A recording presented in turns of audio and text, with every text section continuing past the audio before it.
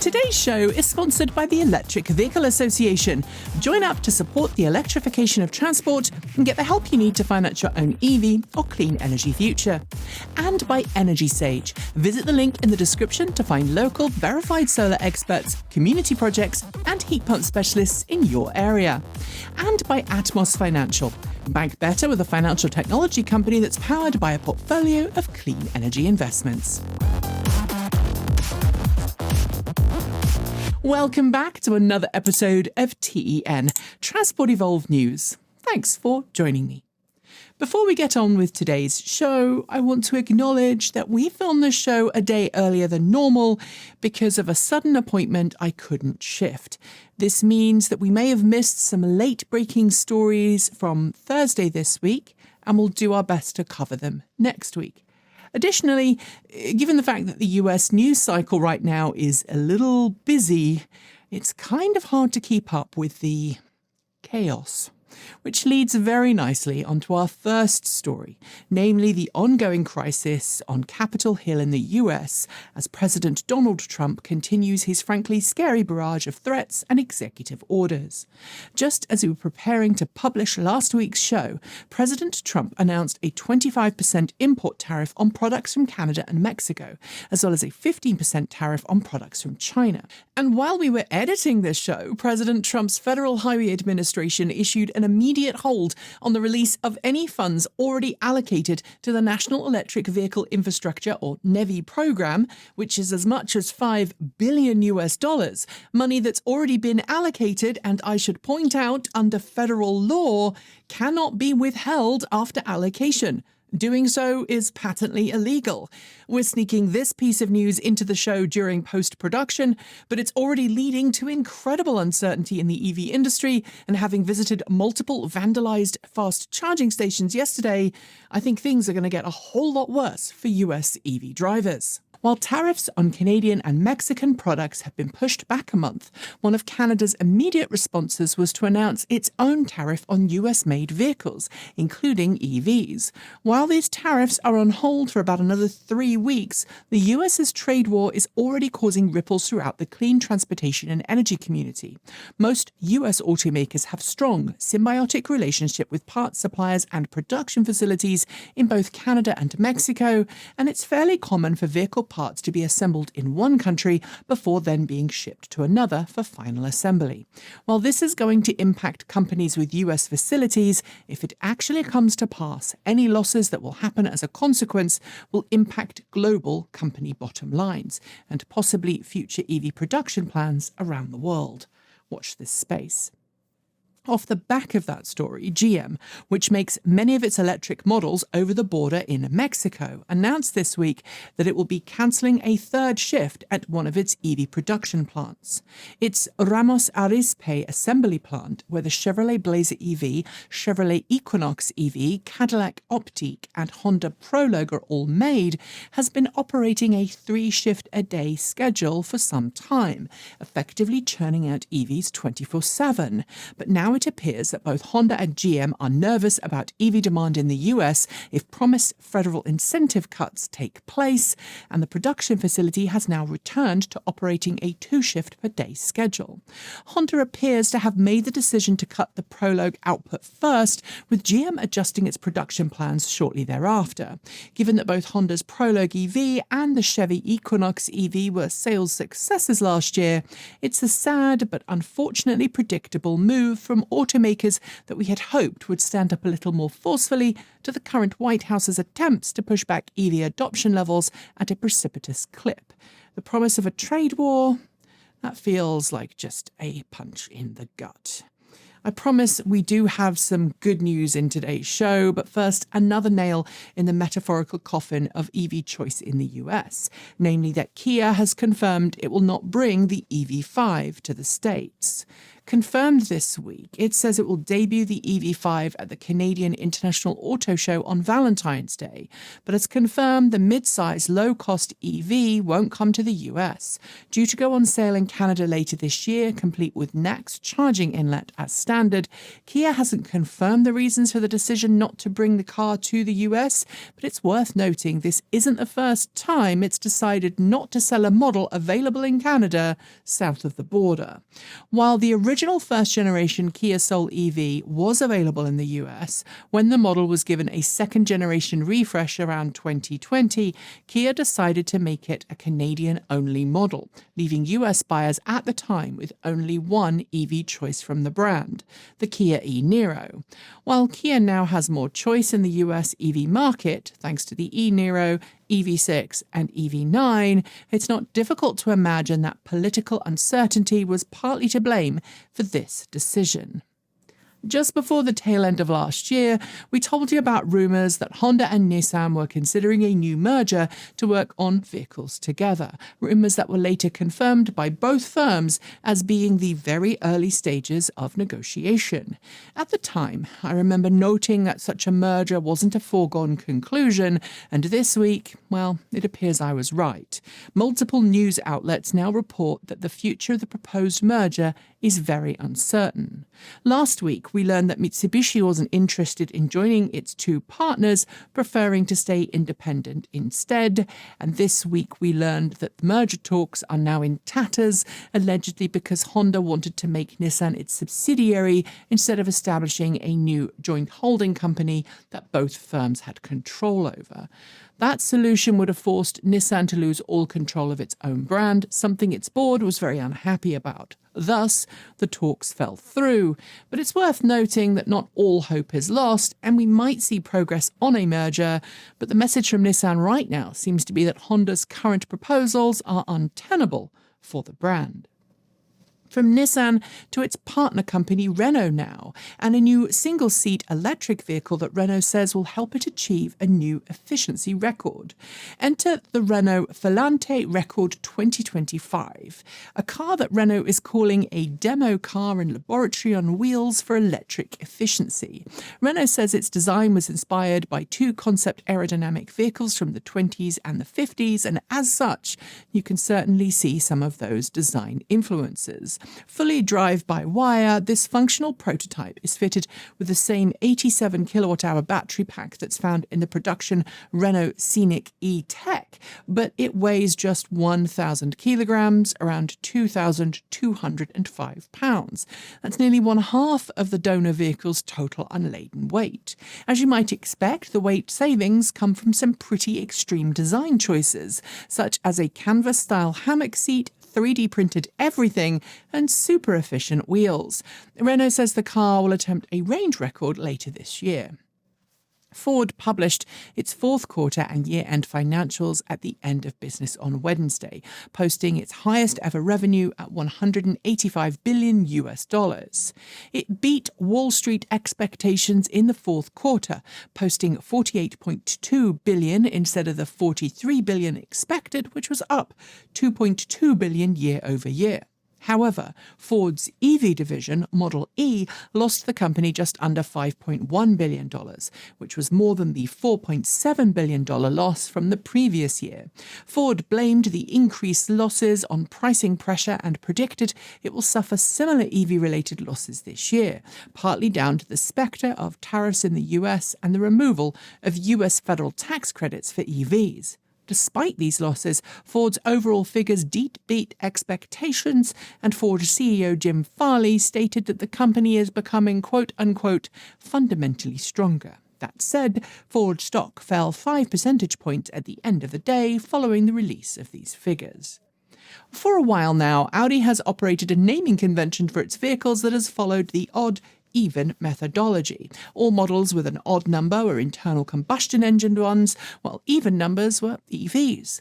While most consumers may not even know that fact, Audi says it's now changing its naming convention again, using numbers as an indicant of size and instead relying on suffixes to denote drivetrain type. Its quoted press release example suggests that there might be an Audi A6 Avant TSFi, which is the code for its gasoline engine variant, and an Audi A6 Avant e-tron, the EV variant. And given that Audi has said in its press release that these name changes will only be used for brand new models and existing versions will keep their existing names, it certainly seems to suggest it's less focused on making its brand all-electric as it once was, and that internal combustion engine variants either are already planned for future production or are at least being considered. Frankly, it feels like we're going to see much more of this in 2025 than we might like. Talking of which, Ford, like so many other automakers, now seems to be looking towards an alternative to pure battery electric vehicles for future lineups. As reported this week by multiple outlets, including Bloomberg, Ford is now looking to add new range-extended full-size pickup and SUV models to its portfolio. Although Ford hasn't shown any signs of cancelling its Lightning family, it seems the promise of plug-in hybrid pickup trucks from rival firms Stellantis-owned Ram and Volkswagen-owned startup Scout Motors has got Ford thinking about its own range-extended variant. While those who have tried the F-150 Lightning are generally pretty positive, and we've proven before on this channel that it's capable of towing long distance with some mindful route planning, the Lightning is only a small proportion of Ford's overall F-150 Mark sales. And if Ford is serious about transitioning away from combustion-only variants, a range-extended model may encourage more people to plug in. But as we've noted many times before, range-extended and plug-in hybrids add extra cost and complexity that the majority of people don't actually need for daily driving.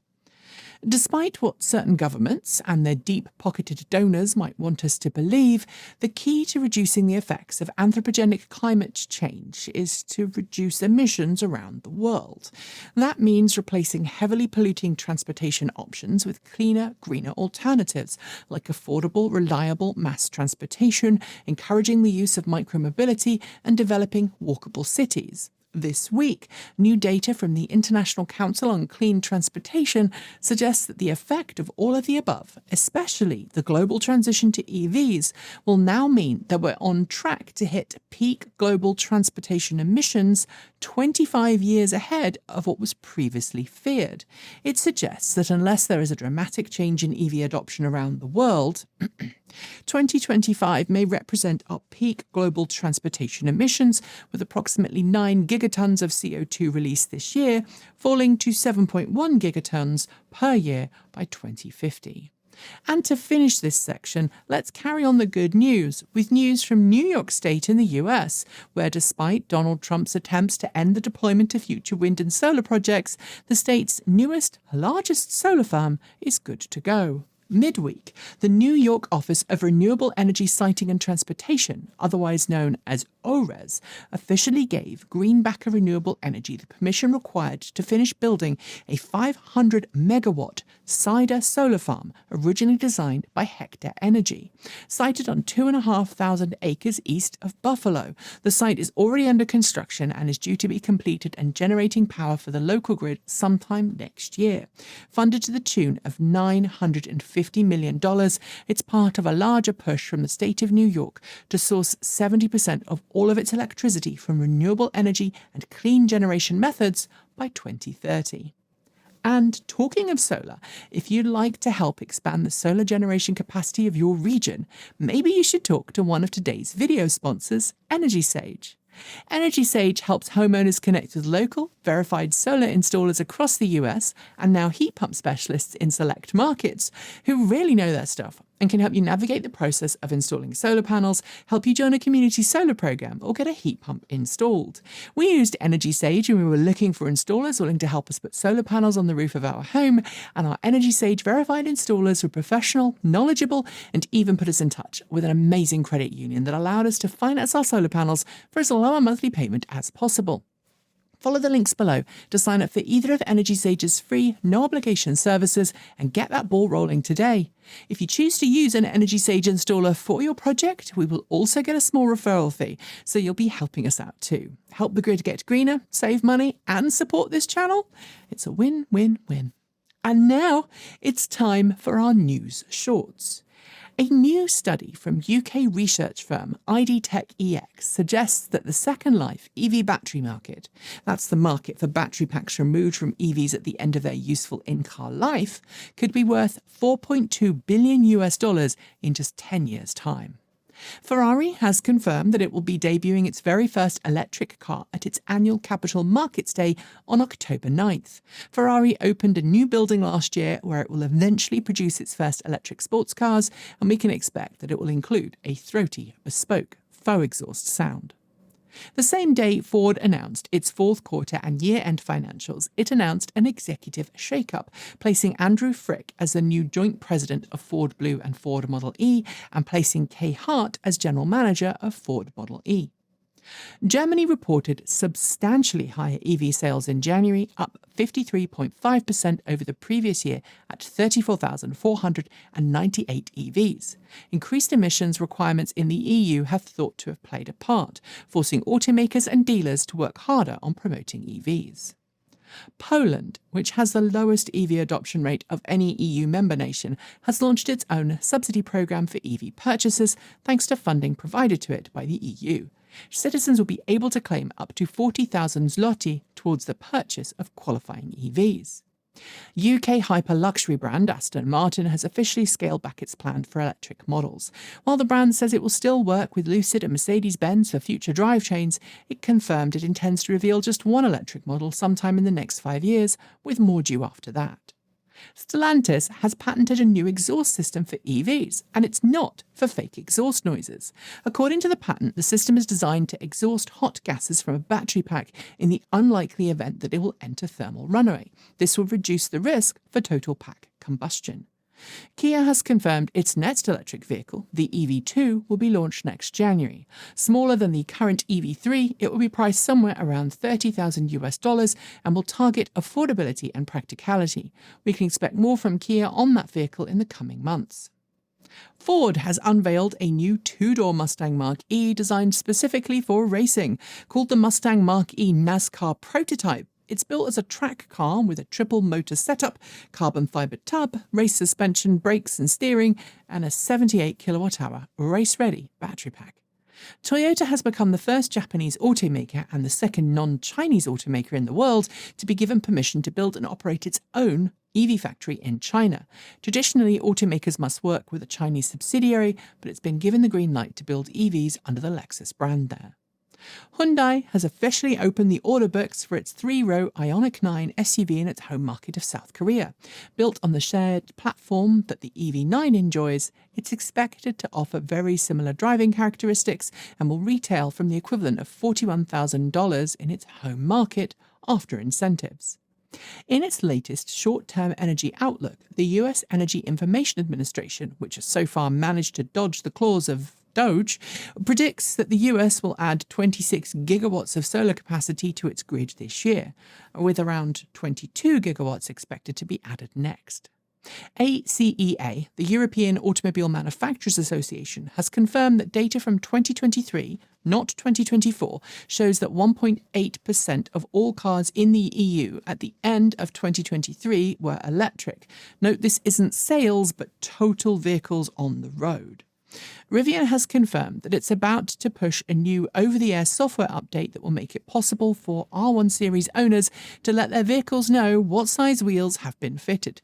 Previously, doing this required a visit to the local service centre, something that was costly and time-consuming.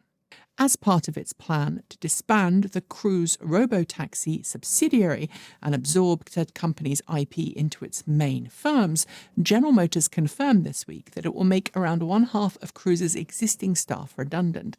The remaining staff will be assigned to various brands within the company.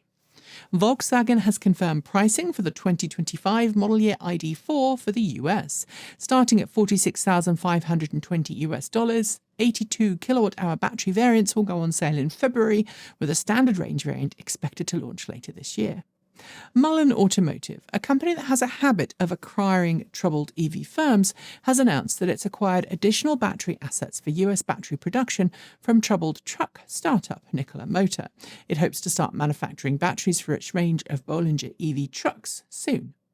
Ionna, a joint venture charging network operated by BMW, GM, Honda, Hyundai, Mercedes-Benz, Kia, Stellantis and Toyota, announced its first full-scale charging station deployment this week. There are charging stations now located in Apex and Durham, North Carolina. More will follow. Volkswagen has teased its next model, a car that folks are calling the Tesla that Tesla won't make. Called the ID.1, it's due to get its official reveal as a production model shortly, with a target entry-level price of around €20,000. Production is expected to start in 2027. President Trump has been very eager to tell anyone who will listen that all solar panels are made in China. But this week, the Solar Energy Industries Association blew that FUD out of the water by announcing US domestic solar module production capacity now stands at 50 gigawatts per year. Rumours from the EU suggest there may be a change coming on the planned phase-out of internal combustion engine vehicles. Previously, it was expected plug-in hybrids would also be included in the upcoming 35 ban on new ICE sales, but now, thanks to lobbying, that's looking like plug-in hybrids will get a pass and continue sales. Global warming might make Greenland a future source of raw materials for electric car battery packs. That's according to a new report published this week that says nickel and cobalt deposits under the permafrost will likely make the autonomous territory of Denmark more than just a new target of illegal occupation from Donald Trump, who ironically said he wants it for quote-unquote security reasons. Production has resumed for a short while at the Brussels factory where the Audi Q8 e-tron is made. While the facility is due to shutter permanently at the end of February, Audi has restarted production of the Q8 e-tron to ensure enough supply to satisfy existing orders around the world. Groups representing literally thousands of clean energy and EV groups have been busy meeting with politicians on Capitol Hill in the US this week to try and ensure that they can continue to receive clean energy credits and promised funds from the federal government, despite the illegal blitzkrieg of Elon Musk and Donald Trump. But it seems that not all companies have been saved in time. Battery specialist Core has announced that it will scupper plans for a $1 billion battery manufacturing facility in Arizona after promised funds from the federal government seems to have vanished under the new president. Toyota Battery Manufacturing North Carolina, Toyota's first battery manufacturing facility outside of its home market of Japan, has completed construction and will soon begin making batteries for North American EVs.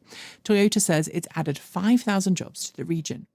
ES Foundry has officially opened a brand new solar cell manufacturing plant in Greenwood, South Carolina. Designed to produce the company's bifacial passivated emitter and rear contact, or PERC cells, it will achieve a production capacity of 3 gigawatts of cells by the end of the third quarter this year. ChargePoint has announced a new partnership with the American Automobile Association that will see AAA associated businesses get preferred pricing on charging hardware. This will include companies like towing firms, repair shops, and automotive businesses affiliated with AAA. Nissan has managed to spur some rumours about future models by filing a trademark in the US for the Nissan e-Trail. While some commentators suggest that is an electric version of the Nissan X-Trail, it's worth noting that it could also point to a mild hybrid or hybridized version of the same. Japanese battery specialist ACEA has been awarded €48 million from the French government to help it complete its new battery cell production facility close to a Renault EV production plant. It will produce up to 30 gigawatt hours of cells per year, initially for the Renault R5. After considering a proposal to increase the maximum allowable power output of e-bikes on its streets from 250 watts to 500 watts, the UK government has decided to cancel its plans. Those opposed to the change were worried about the increase in road accidents. Tata Motors has unveiled a new range of electric vehicles at the Bharat Mobility Global Expo. While its display included 50 exhibits, its automotive sector was led by the Harrier EV and the Antveer X concept SUV. Tata says it already has 200,000 EVs on the roads of India. Alongside its passenger EVs, it also had a large showing of commercial vehicles at the same event, showcasing an all-new electric bus called the Ultra EV9, a long-distance bus called the Tata Intercity EV 2.0, as well as an all-electric Intra EV pickup, and much more. Smart charging company Connected Curb has managed to secure a total of £65 million from the UK National Wealth Fund and Aviva investors to help it expand its UK EV charging network. It wants to have 40,000 outlets, up from the 9,000 it had at the end of last year. Researchers at RWTH Aachen University in Germany have developed a new intelligent forming system for lithium-ion batteries that incorporates artificial intelligence and digital simulations to help iterate and test battery cell designs, accelerating the development process of new battery cell chemistries. The Indian state of Maharashtra is considering implementing a ban on the use of petrol and diesel-powered vehicles in its capital city, Mumbai. While it is still in early days and an official committee has been set up to investigate the ban, it could have massive impacts on air quality if implemented. Fiat has officially priced the Grande Panda in the UK. The first full-size EV in decades to come with a built-in charging cable, it will be offered in the UK from under £21,000 sterling in EV form, with a mild hybrid model offered from just under £19,000 sterling. Distinct and separate from its parent company NorthVolt, Canadian-based NorthVolt North America has announced that its CEO has stepped aside, allowing the firm's chief operating officer to serve as interim CEO as the brand looks for a new leader to help it change direction and move towards a brighter future. And finally, for the news shorts, XPeng has officially announced the start of sales of its G6 and G9 SUV in Finland. The latest market launch for the Chinese brand, the G6 will start in Finland from just under €46,000, while the G9 will start from just under €63,000. And those are your news shorts. There will be more next week. Our final two stories are next, but first, a quick word from friend of the channel, Atmos Financial. Imagine a bank where your savings not only grow, but also go towards growing a greener world. That is exactly what Atmos Financial does for you. With Atmos, every dollar in your checking and savings account is funding projects that light up lives with solar energy rather than fossil fuels. Atmos is banking that builds a better tomorrow with every swipe of your card today, because it's committed 100% into clean, equitable and sustainable progress. With a competitive savings rate and a mobile app, your finances and the climate can go hand in hand. It charges no monthly fees and there are no minimums keeping you awake at night. It even offers accessible solar loans for those who want to give the fossil fuel industry the ultimate middle finger. By joining Atmos, using the link below, you're not only choosing a smarter way to bank, you're planting seeds for a healthier earth. And since every sign-up supports this channel, it means we can keep bringing you the content you love. I'm personally a customer and I love knowing that I'm helping save money while making sure that my money doesn't end up funding the fossil fuel industry. As always, thanks to Atmos for sponsoring the show. And now it's time for those last two stories. If you have spent any time talking to prospective EV owners, one of the biggest fears about making the switch is the terrifying spectre of range anxiety, that you'll simply find yourself with not enough charge during everyday driving. We, and many other folks, have done our best to dispel that myth over the years, but now there's a new way to counter the FUD: cold, hard data. Thanks to Ford Mustang Mach-E Chief Engineer Donna Dixon, who, by the way, is awesome, we now know that the average Mustang Mach-E driver does about 66 miles, 106 kilometres of typical driving on a workday. While that's more than the 40 miles or 64 kilometres that the US government says the average US citizen drives in a day, it's a long way from the Mustang Mach-E's total claimed EPA range.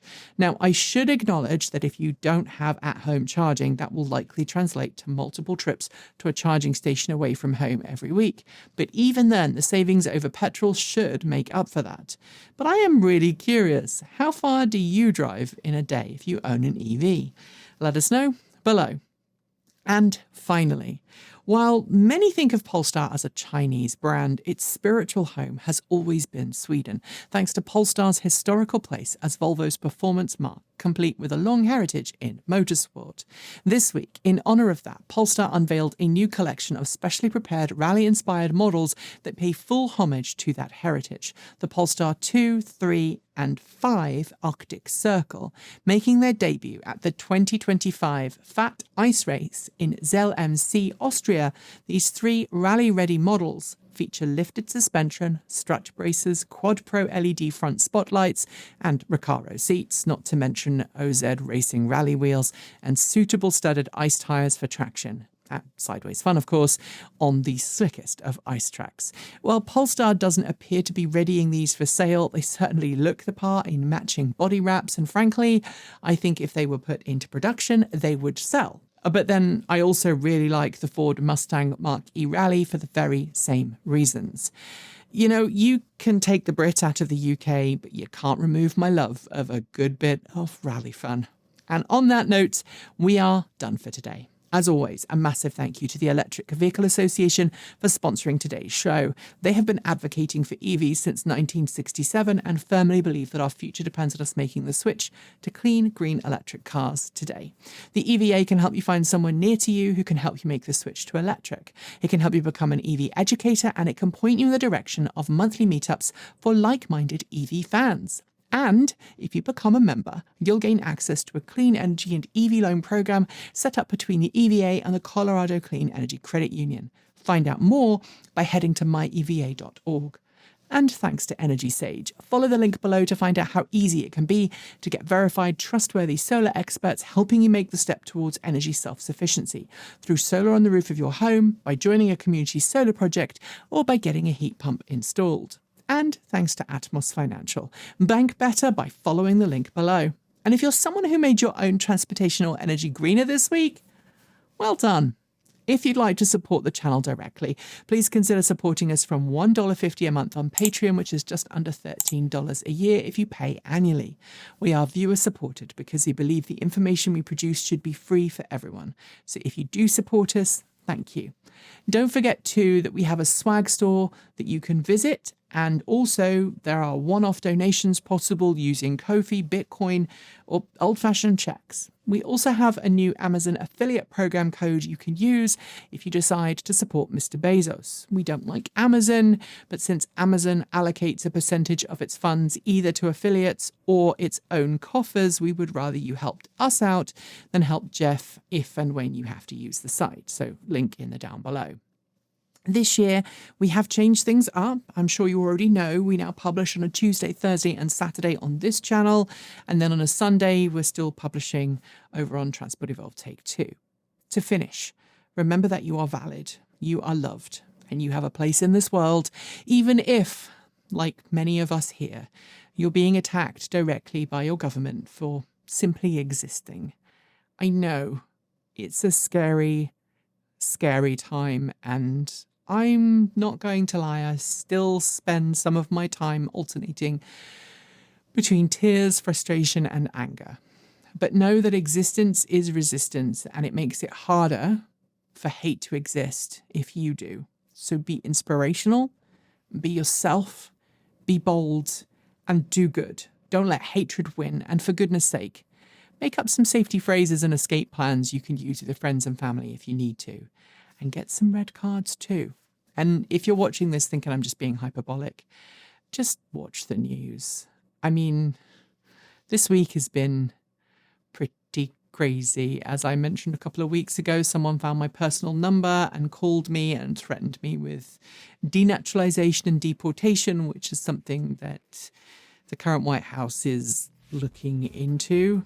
I know in my case it was probably spammers, but it could have also been someone who just wanted to wind me up. Anyway, until next time, I hope that you are remaining safe, whoever you are and whatever you love. Be amazing, and as always, keep evolving.